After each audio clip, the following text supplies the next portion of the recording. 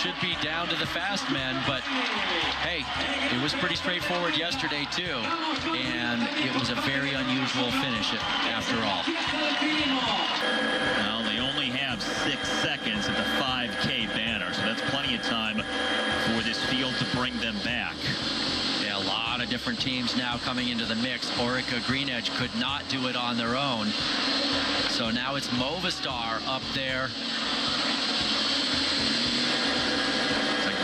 Was second wheel. This is that roundabout we saw before where they went all the way around.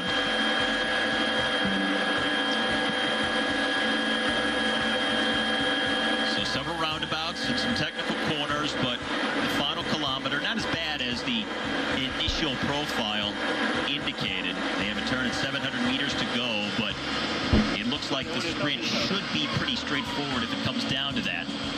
Gilbert and Stybar still hanging on out front with 4K left. Steve, the sprint, the course may be pretty straightforward, but I just wonder how straightforward the eventual sprint will be if they catch the 2 leaders, because you look at the front of the field, 2 Movistar, 1 Lampre, 1 Euskaltel. There is no team up there with strength in numbers. It is completely mixed up right now. And if that's the case and it continues this way, it's going to come down to positioning and just all-out speed. Indeed, and now I'm seeing 3 Skymen up there for Edvald Boassenhagen in the black with a blue vertical stripe. He's a guy who's been trying for it as well.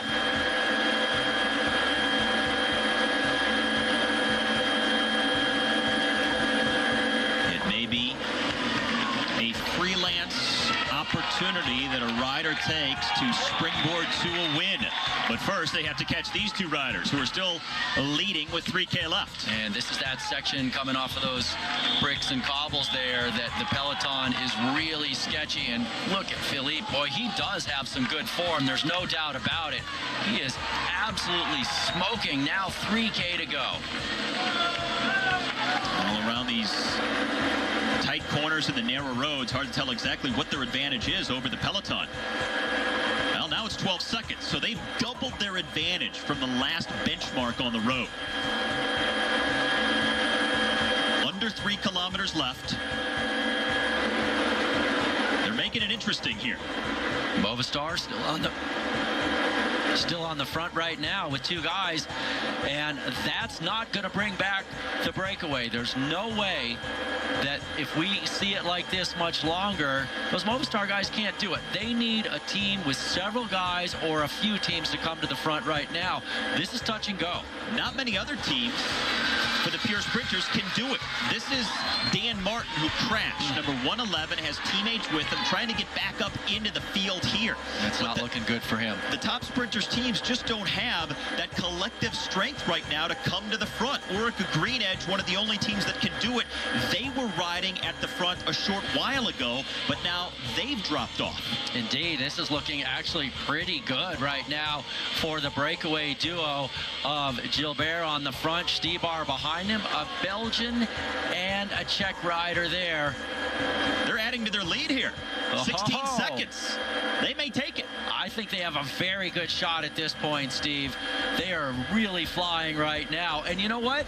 Gilbert has to be careful. He's a good finisher, but he cannot underestimate the newfound speed of Zdeněk Stybar. Stybar was not used to sprinting on the road, and he found something he didn't know he had at Eneco Tour.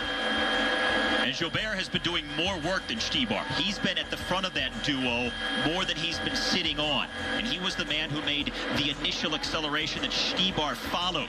Here they are with 1.5 kilometers left to go. Oh, it is definitely going to be down to the wire. Just like yesterday. Oh, my goodness. And again, it's an Omega Pharma Quick Step rider. Yesterday it was Tony Martin. Today, Stybar. He's got company in Gilbert. They're trying to steal it from the sprinters here. And coming up on the final kilometer. And no organized chase by one sprinter's team behind. Oh, that plays beautifully into the hands of the breakaway duo. It still doesn't mean they've got it made, but it definitely helps them stay away. There's the red kite, just over half a mile to the finish. I think they got it. Yeah, at this point, I would agree with you. They have it. It's Orica on the front, FDJ there in the second spot. All right. And then Argos, so... Who are you thinking, Gogo? Stybar, Gilbert? I would really like to see the lead duo and see if Stybar is sitting on at this point or if he is still swapping poles. If he's not swapping poles, he could take Philippe. All right, there's an FDJ rider in the blue who's launched a move from the field now. The cat and mouse. And they can't play games for much longer here because now the train is in full effect at half a kilometer to go. FDJ, Argos chasing. Gilbert and Stybar trying to hang on here. Well, Stybar is in the perfect position, not having to do any work, but are they going to get caught? They can't wait. They got to go. Now Stybar accelerates past Philippe Gilbert. Gilbert's second wheel at 150 meters left to go. Stybar trying to pull away. Here comes the pack behind him. Zdeněk Stybar watches Gilbert come up alongside and at the finish line. Stybar raising his arms in celebration. What a sprint at the end of stage 7.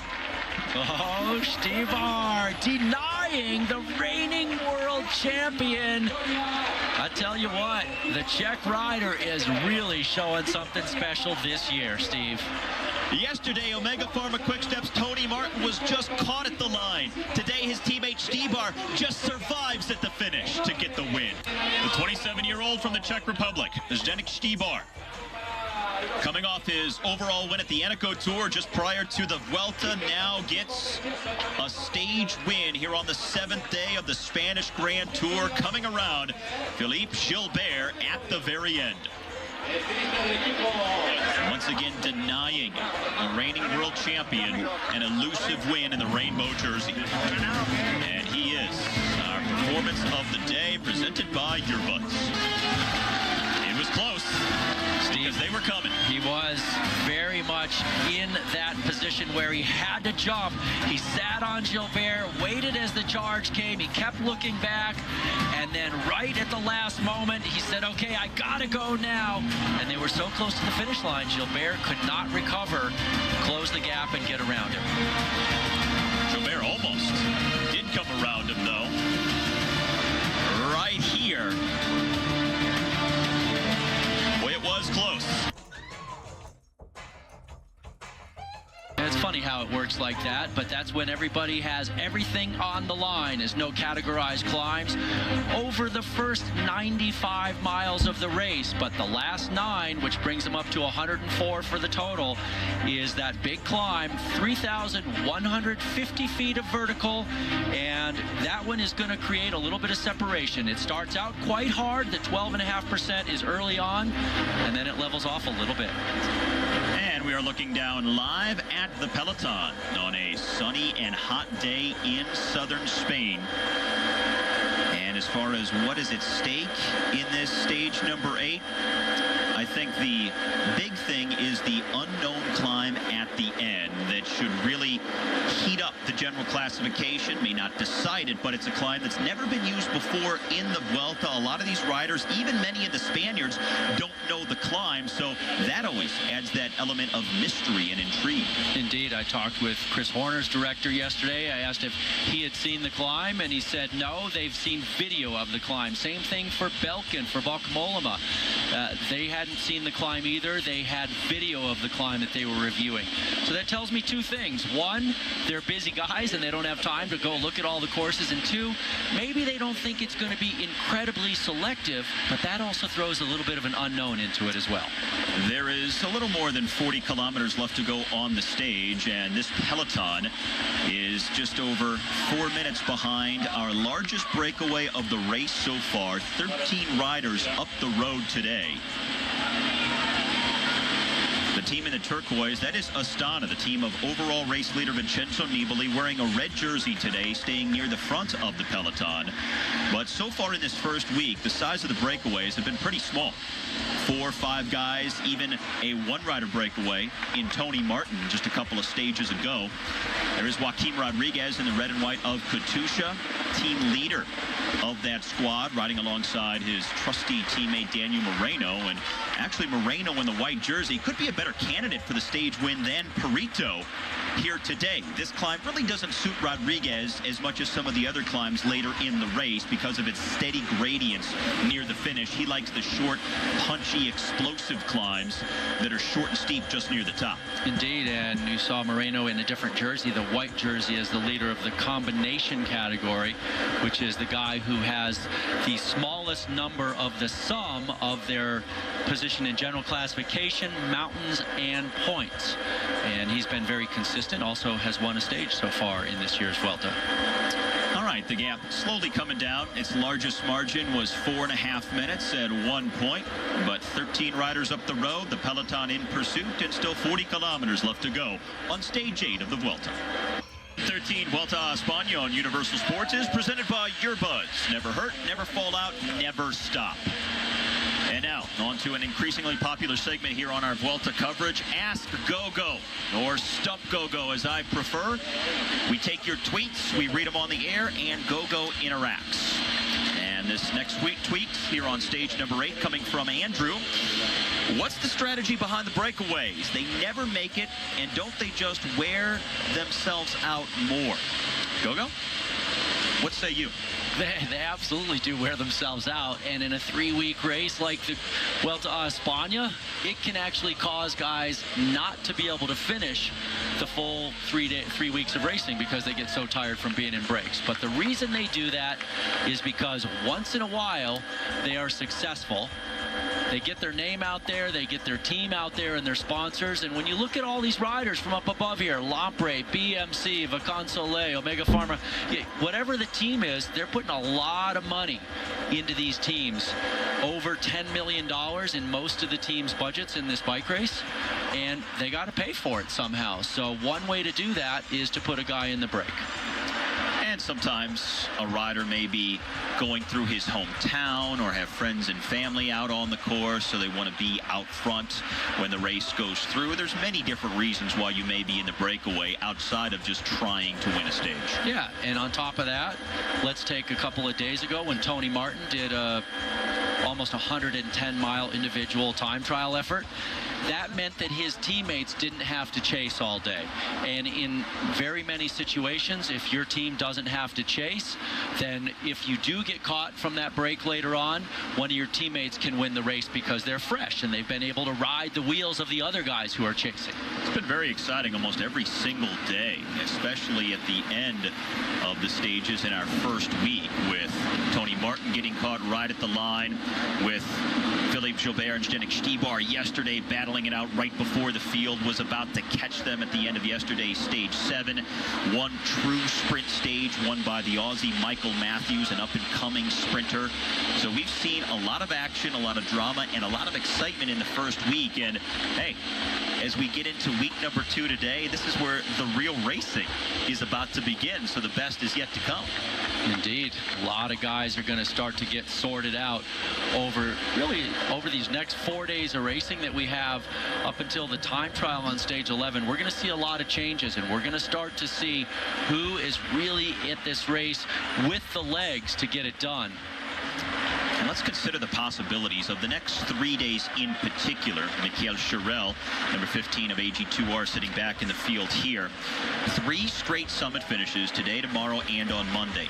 3 increasingly difficult mountain stages from today through tomorrow into Monday. They get harder every single day by just a little bit every day. So if you're a general classification rider, you've been biding your time so far, how do you approach these next 3 days? What are you looking to do tactically? I think today you're looking to follow a little bit and not lose time, but not necessarily gain a bunch of time. And let's just note here that Mathieu Boucher picked up that intermediate sprint there along the way from the breakaway group, but I'm sure they weren't really sprinting for it. The guys are really just trying to stay away from the peloton, most likely. But so today, to answer your question, Steve, you want to mark the other guys that are dangerous. If you're in trouble, you try and let a guy go who's maybe just a little bit less of a favorite at the end, and then maybe we get another unusual person to snatch a stage victory. And as we get closer to Monday, so the next 2 stages, you can start thinking about being more aggressive. But if you're super aggressive on today's climb, you might be vulnerable tomorrow or the next day.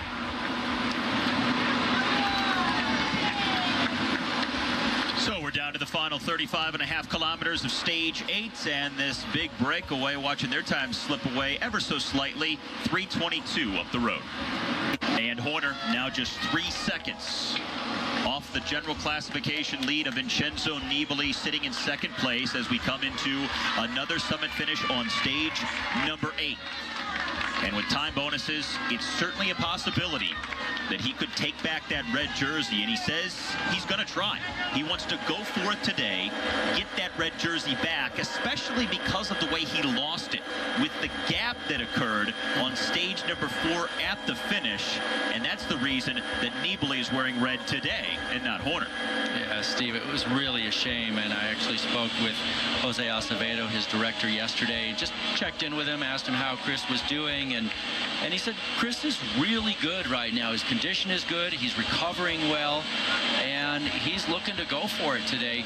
And Acevedo was pretty disappointed the way there was that split in the peloton in that finishing day on stage 4, the day after Chris picked up the jersey. So he ended up losing it on a finish where nobody really expected that. Even Vincenzo Nibali had left the stage because he didn't know he was back in the jersey. They were all coasting across the finish line. Everybody thought that they got the same time, but it was determined there was a small gap between Nibali's group and Horner's group, just enough for Nibali to take back the red jersey. So Horner in 2nd place instead of 1st as we come to the summit finish on stage number 8.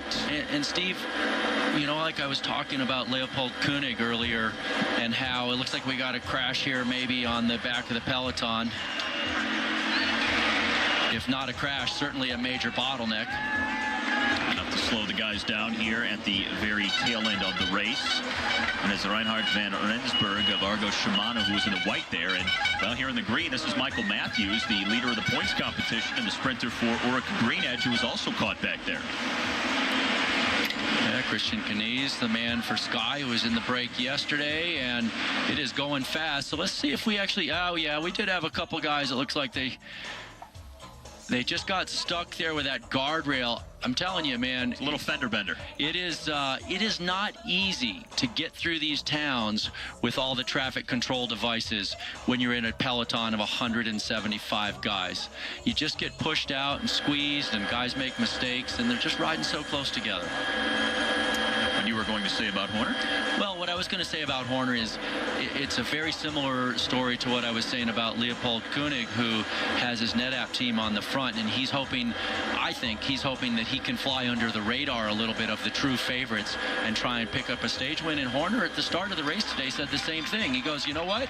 Nibali is going to be watching Rodriguez and Valverde more than they're going to be watching Horner, and he's hoping he can capitalize.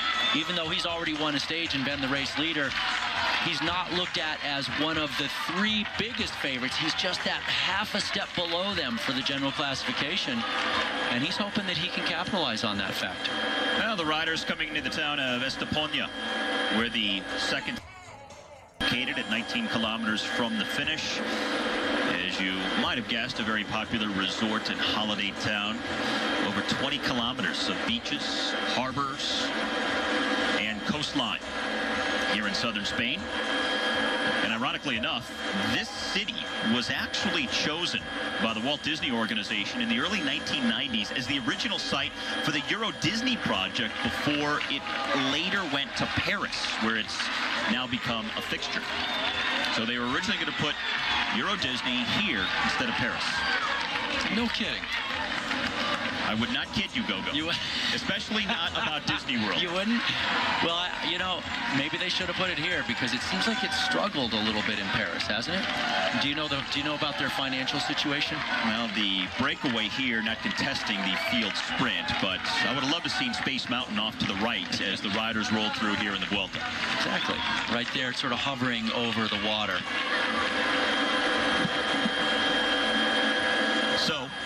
getting down to the final 20K of racing. That means just about half a dozen kilometers from the start of that last climb. The Peñas Blancas, first time it's ever featured in the Vuelta a España. A climb of 14.5 kilometers, averaging 6.5%, but hits a maximum of 12.5% in the first 2K before it steadies out the rest of the way between about 6 and 8%. And Steve, look at the peloton. It is totally strung out. Cannondale came to the front with a lot of men. They still have 2 men on the front, but everybody now scrambling for position because they know this thing's going to come blowing apart at the bottom of the climb. Our leaders.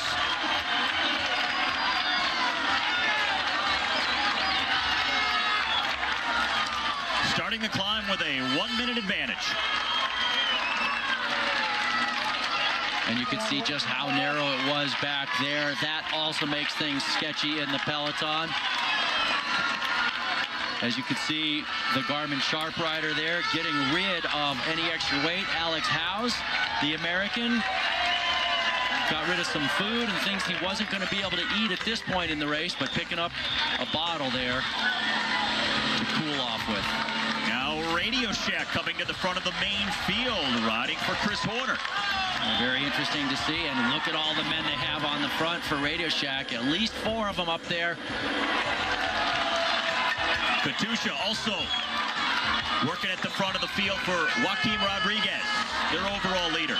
Look at the gap just plummeting now as riders take these really hard pulls on the front of the peloton, and then they just swing off and get dropped. Looks like Horner is second wheel there. He is indeed. And then Joaquim Rodriguez a few wheels back for Katusha. This is up to the very front of the stage. Azanza for the Euskaltel squad. This is the steepest part of the climb where it gets over 12%. The 13-rider breakaway now seeing cracks form in the foundation. And 4 riders for Radio Shack now at the front. Chris Horner, second wheel again. Right behind Fabian Cancellara, who is leading the way. Boy, Cancellara has some great form right now, I have to say. He is going to be tough to beat at the Worlds. Vincenzo Nibali also there near the front in the red jersey as the overall race leader for Astana. Today he can kind of sit back, mark wheels, and ride more conservatively. He doesn't need to take time. He can just play it easy here and follow the riders that are his main rivals. Indeed, it puts him in a very enviable position. Now, let's remember that Chris Horner has a teammate up the road in Matthew Boucher in this breakaway group. So if this group had a little bit more of an advantage coming into the climb, that could potentially really be a big benefit for Chris. But with them being so close, it may not actually help. But you know, if Chris can get across and get the help of Boucher, it could propel him up the road. Other riders starting to lose some contact with the main field as it gets stretched out on the lower slopes of this climb. Horner with teammates at the front, 3 seconds behind Nibali on the general classification. Coming up to the steep point now, where he gets up close to 12% and beyond. And who said Fabian Cancellara couldn't go uphill, as he's still at the front of the peloton, sitting second wheel when so many guys have already been dropped. That's the thing about Spartacus. He can go up a short hill very rapidly. The breakaway group had a lead of 4.5 minutes at one point earlier in the stage. It's down under a minute now with 13.5 kilometers remaining. Radio Shack and Astana, the 2 teams with most riders at the front of the field. World champion Philippe Gilbert, number 51 in the rainbow jersey. After finishing second on yesterday's stage, he is having some trouble on this climb. Yesterday he did look very good, and I think he has a great shot at winning a stage later on in this year's Vuelta.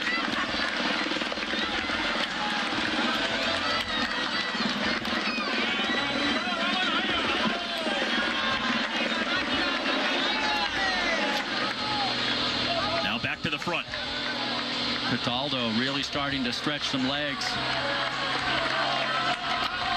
Again, he won stage 16 of the Vuelta last year, the 28-year-old Italian for Team Sky. Now setting the pace as the breakaway starts to lose some riders. Cataldo's a very good climber, Steve, and he's starting to show that right now. He's finished 12th overall in the Giro d'Italia last year.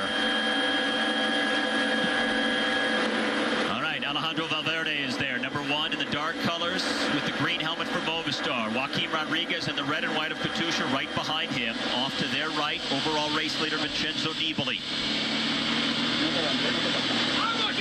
And Christian Meyer coming back from the breakaway group. The very effective Domestique on the Orica Green Edge team that usually we see on the front of the field all day, but today he was in the break.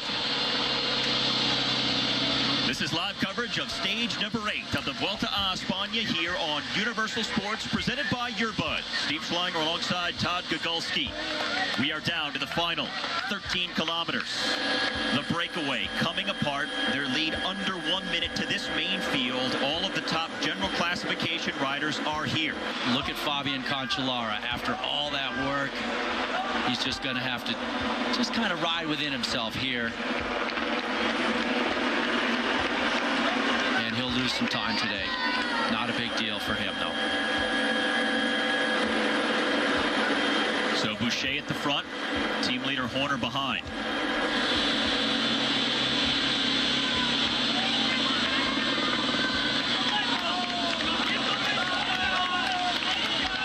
And 22 seconds to these 3 leaders with 8.5 kilometers now left to go. And from here, it's a pretty steady slope. Between 7 and 8% most of the way. That's the average gradient. Look at this. Kreuziger in trouble. Roman Kreuziger, the leader of Saxo Tinkoff. Very unexpected to see him in trouble. He's a guy who came into today 42 seconds down. The general classification hope for that team. And he looks like he's starting to crack. Not their highest GC rider. That's Nicholas Roach at 8 seconds back in 3rd place overall. But Kreuziger really their long-term overall threat, and now that may be slipping away. Yeah, very surprising to see Kreuziger in that position. Especially look at the size of this group. This could be 40 guys still left in this group. That's certainly a surprise. Well, Horner looking back to see exactly who's with him and how many. And these are the riders losing time with 8K left.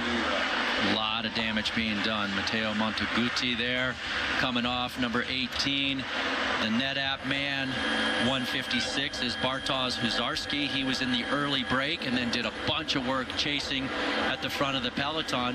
Well, let's see if that NetApp work pays off for them. If Leopold Koenig is able to transform this mountain into a big stage win for him and his team. All right, the clock starts for our 3 leaders at the 8K banner. Let's see how far back the overall contenders are in the field.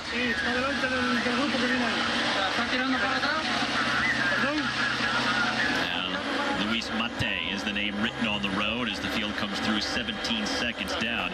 Mate, by the way, one of the only riders who really knows this climb. He lives near here, rides it in training a few times a week, and Bok Mollema now going to the frontier. Team leader for the Belkin team, making acceleration. Big acceleration there by him.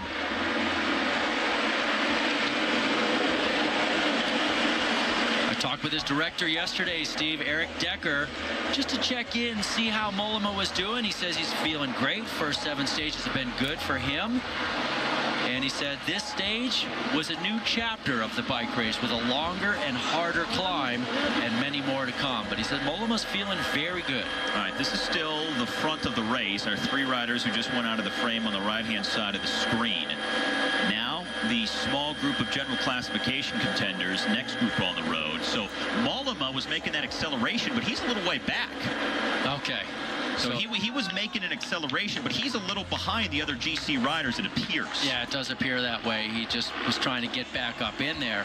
Mollema is a guy who's good on both long climbs, and he's also very punchy and explosive, but we haven't really seen much long climbing yet in this race, and maybe he's just having an off day. How about Chris Horner, still second wheel, and teammate Fabian Cancellara pacing him earlier. Now Matthew Boucher, who's come back from the original breakaway. He's helping the American out at the front. It's great to keep your team leader right at the front like that so he can respond to any attacks, and he's out of the wind.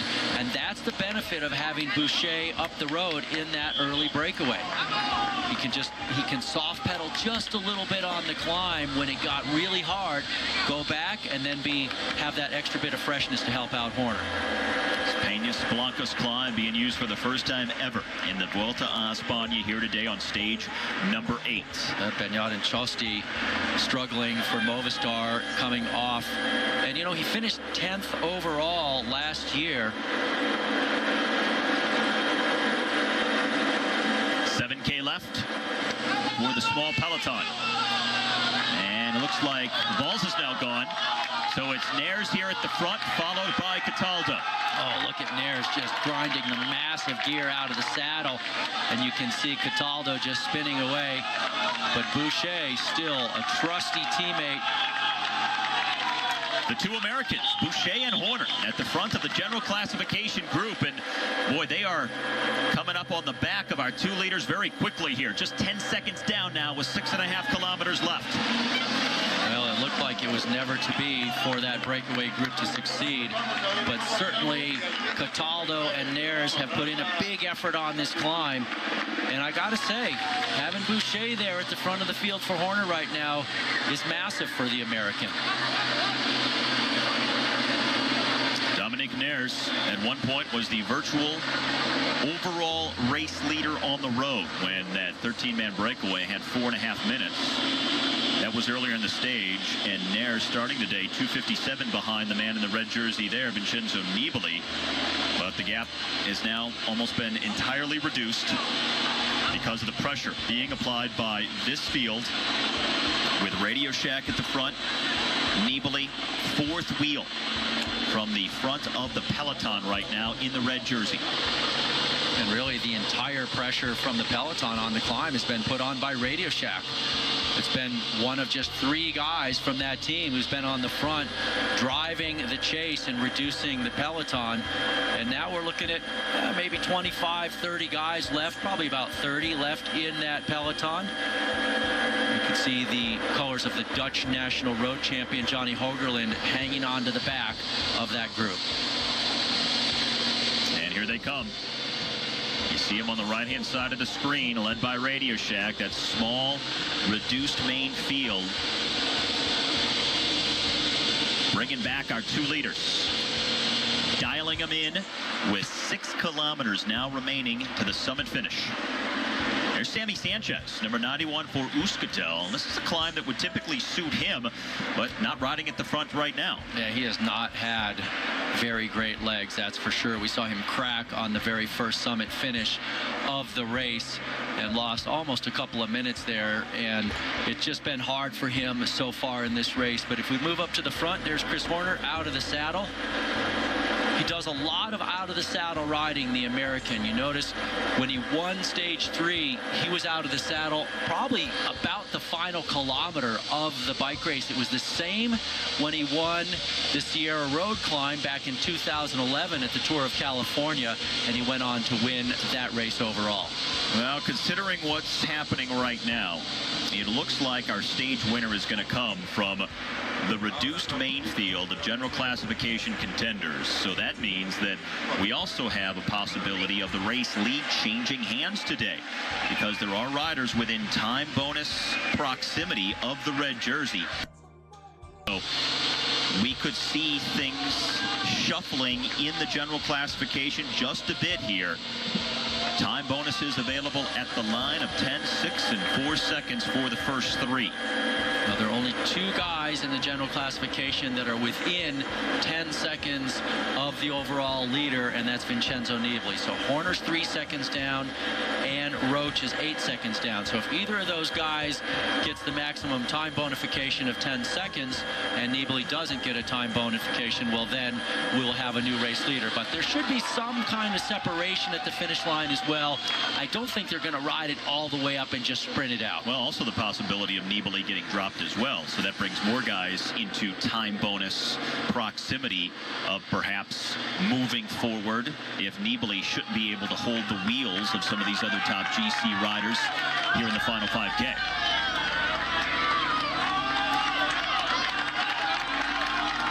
The handshake signifies that the breakaway is finally over. The 2 remnants of what was a 13-man group earlier in the stage about to be caught. Dario Cataldo and Dominique Nares. Small field of overall hopefuls coming through with 5 kilometers left to go to the summit finish that's being used for the first time ever in the Vuelta a España, the Peñas Blancas. And the first of 3 straight summit finishes on this second weekend of the season's 3rd Grand Tour. Look how small this group is now at the front of the race. And a lot of the general classification hopefuls are right here. Chris Horner, the American for Radio Shack, who wore the red jersey for 1 day, is second wheel. Vincenzo Nibali, the current overall leader, is right there near the front in a red jersey at the 5K banner. You also have Ivan Basso in the green for Cannondale, the 2-time winner of the Giro d'Italia. Joaquim Rodriguez of Katusha, the Spaniard in search of his first ever Grand Tour title, is in this group. And so is Alejandro Valverde, former Vuelta winner, wearing number 1 for Movistar, also looking very good in this group right now. There is Rodriguez in the red and white, right behind Valverde, who's in the dark blue and the green for Movistar. Sammy Sanchez, number 91, who we just mentioned for the Euskaltel team, starting to move up now in the group. Interesting to see how far back Valverde and Rodriguez are. They're kind of in the middle of this group. It's only Horner of the true big favorites. It's Horner and Nibali up in the top, but not the other guys. Now there goes Antone. Igor Antone, the first acceleration from this group of general classification contenders, coming just inside of 5K from the finish. It looks like there's a response there from NetApp, but I do not believe that is Leopold Koenig. I think that is